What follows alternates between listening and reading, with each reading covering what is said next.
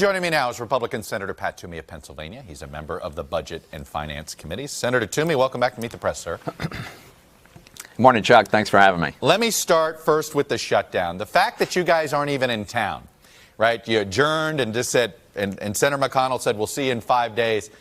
That tells me you guys don't have a lot of urgency on this. Is this a message basically saying the president's the only one here in town, so that means the shutdown's on him to figure it out? No, Chuck, really, this ends up getting resolved in a negotiation between Chuck Schumer, who apparently is giving a great deal of weight to Nancy Pelosi's preferences, and the president. And between that group, they're going to decide how to go forward. But I have to say, this is really much ado about very little.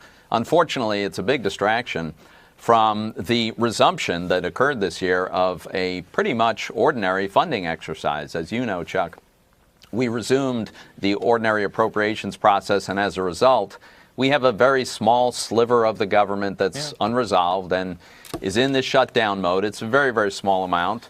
Everyone's going to get paid. I think it probably gets resolved quickly, and it's completely taking away a focus from where it should be on a very, very strong economy and some really good economic news generally. Well, but I got to ask you, I would tend to agree with what you said, except the president decided not to go down this path. The president decided to upend things.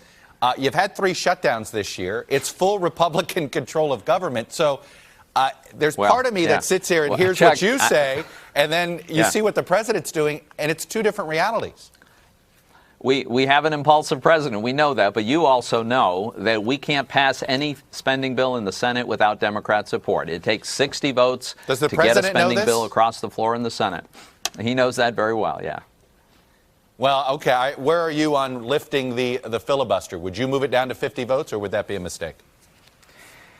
You know, I'm not there as a across-the-board matter. I think there are procedural votes that should not be at 60.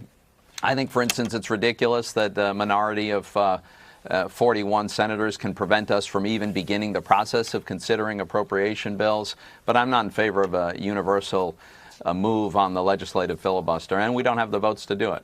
Let me move on to the resignation of Secretary Mattis, and I want to pull up one part of it and get your reaction to it. He writes this: "One core belief I have always held is that our strength as a nation is inextricably linked to the strength of our unique and comprehensive system of alliances and partnerships.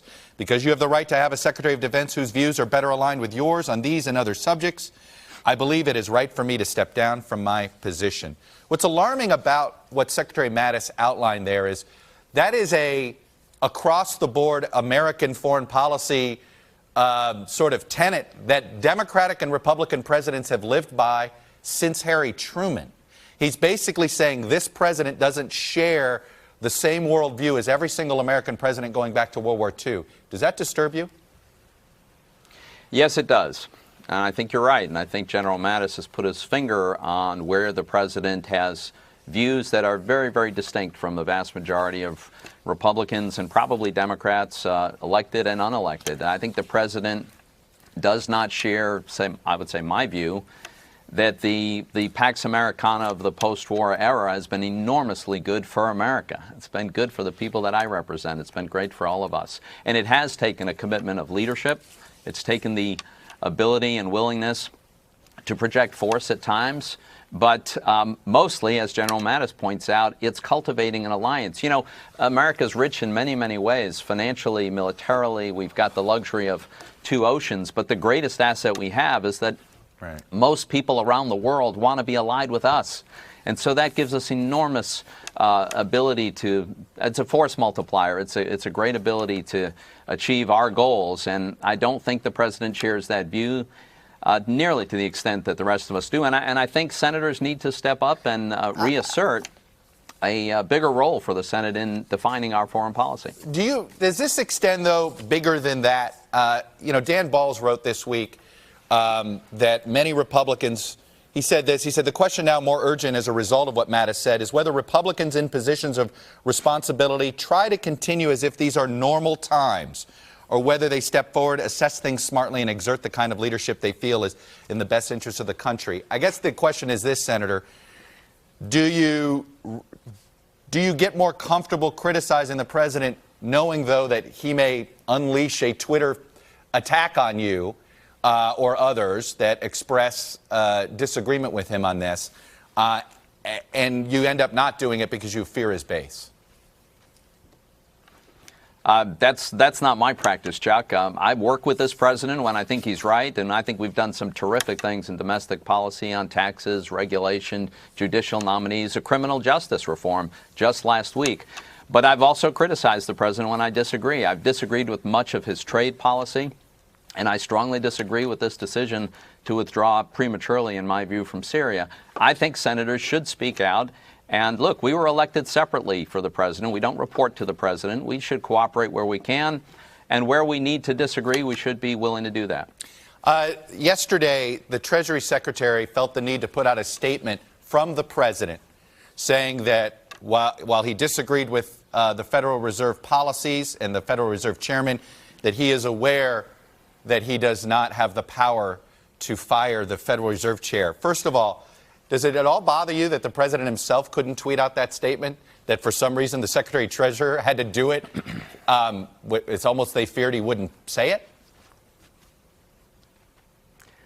Look, I don't spend a lot of time focusing on the president's tweets and things that the president says. What I focus more on is what is he going to actually do. I don't think that Chairman Powell is in any danger of being fired by the president. I think some of the president's comments have been unfortunate, but Chairman Powell is not going to let politics interfere with his decision-making process. I happen to think that we owe him a debt of gratitude after a very lengthy period of very dangerous experimentation with unconventional monetary policy from his predecessors. He has put us on a path to normalcy. We can quibble about exactly where we should be at the moment, but I'm grateful that he's put us on that path. Would you have this much patience for President Trump if you didn't share the same party label? Well, if we didn't share the same party label, we wouldn't have accomplished so many of the. We wouldn't have done tax reform. We wouldn't have been able to roll back regulations like we have. We wouldn't have the record low unemployment rate that we have, upward pressure on wages. I mean, we've got a good story in part because this president was willing to work with this Congress and accomplish these things. So, you know, there are things I disagree with the president on, but I'm going to work with him where I can also. I guess the question is, you haven't run out of patience yet? Is that a fair way of putting it? I am still in the mode of working with the president where I can and trying to persuade him and move in a different direction where we have to. And I think with respect to foreign policy in general and Syria in particular, we really have to step up. If the president nominates somebody for Secretary of Defense that shares his worldview, that's very different from Secretary Mattis, could you confirm somebody that you didn't share a worldview with as Secretary of Defense? So let me just say, historically, I have been very willing to defer to presidential nominees. I think I supported 3/4 of all of President Obama's nominees, and certainly the big majority of President Trump's. But on this, I think this is so important, and the president's views are so divergent, certainly from mine, that I think I'll be much. This one's going to be tough. I'm going to be looking for a defense secretary that shares a more traditional view about America's role in the world. All right, Senator Toomey, unless you would like to apply to be secretary with the president. No. I will leave Happy it where there. I am. I figured you might be. Senator Toomey, Republican Chuck. from Pennsylvania, I hope you and your family have a Merry Christmas. Thank you. You too. Hey, NBC News fans, thanks for checking out our YouTube channel. Subscribe by clicking on that button down here, and then click on any of the videos over here to watch the latest interviews, show highlights, and digital exclusives. Thanks for watching.